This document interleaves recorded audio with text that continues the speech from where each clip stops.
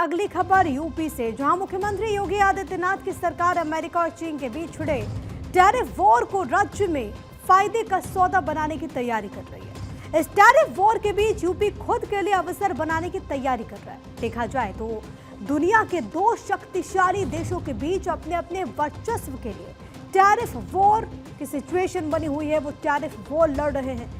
ये अपने आप में पूरे देश के लिए एक मौका है, क्योंकि राज्य की योगी सरकार का कहना है कि कानून व्यवस्था वैश्विक स्तर की बुनियादी सुविधाओं के विस्तार के साथ माइक्रो, स्मॉल और मीडियम स्केल के उद्योगों को बढ़ावा देने के चलते यूपी की संभावनाएं बाकी राज्यों के तुलना में बढ़ जाती है। यूपी में लेदर एक्सपोर्ट के लिए नए मौके खुल सकते हैं। देश के लेदर और फुटवेयर के लिए एक्सपोर्ट में यूपी की अगर बात करें तो 46% हिस्सेदारी के साथ यूपी टॉप पर। इस स्थान को बरकरार रखते हुए इसे और ऊंचाइयों पर ले जाने के लिए सरकार पॉलिसी भी लाएगी। ये भी कहा गया कि ऐसा करने वाला यूपी तमिलनाडु के बाद देश का दूसरा राज्य बन जाएगा। इस नीति के लागू होने और एक्सपोर्ट बढ़ने की वजह से उन्नाव और आगरा के साथ साथ कानपुर को भी फायदा होगा। ये तमाम बातें सीएम योगी आदित्यनाथ की तरफ से कही गई है। यानी कि यूपी में बने लेदर के सामान दुनिया भर में पहचान बनाने वाले हैं, और इस पहचान को बुलंद करने के लिए यूपी की योगी सरकार पूरी तैयारी कर रही है।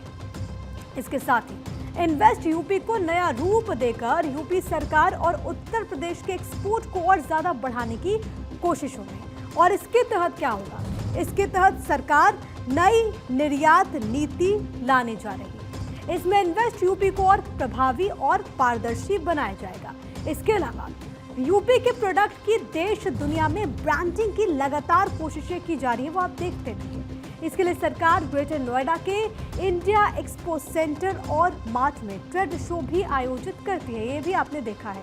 इस साल की बात करें तो 25 से 27 सितंबर तक ट्रेड शो का आयोजन होना है। इस बार आयोजन का पार्टनर देश वियतनाम होगा।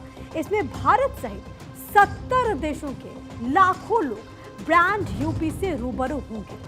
राज्य सरकार ने बताया कि इस आयोजन को भव्य बनाने के लिए इस बार महाराष्ट्र, दक्षिण भारत के प्रमुख राज्यों और दिल्ली, जयपुर, अहमदाबाद और इंदौर जैसे बड़े शहरों और एयरपोर्ट्स के साथ रेलवे स्टेशन पर इनका पूरा प्रचार प्रसार होगा। देश दुनिया में ब्रांड यूपी के प्रचार प्रसार के लिए प्रस्तावित निर्यात नीति में निर्यात संवर्धन कोष भी बनेगा। तो साथ ही आने वाले वक्त में एमएसएमई सेक्टर को भी नई ऊंचाइयों पर लेकर जाने की तैयारी है। अब एमएसएमई सेक्टर के लिए ये जो टैरिफ वॉर है उसे एक सुनहरे मौके के तौर पर देखा जा रहा है। दरअसल चीन हर साल अमेरिका को $148 बिलियन का रोजमर्रा का जो सामान है वो निर्यात करता है, और इसमें चीन की हिस्सेदारी लगभग 72% है, यानी कि 72%। भारत की हिस्सेदारी इसमें सिर्फ 2% है।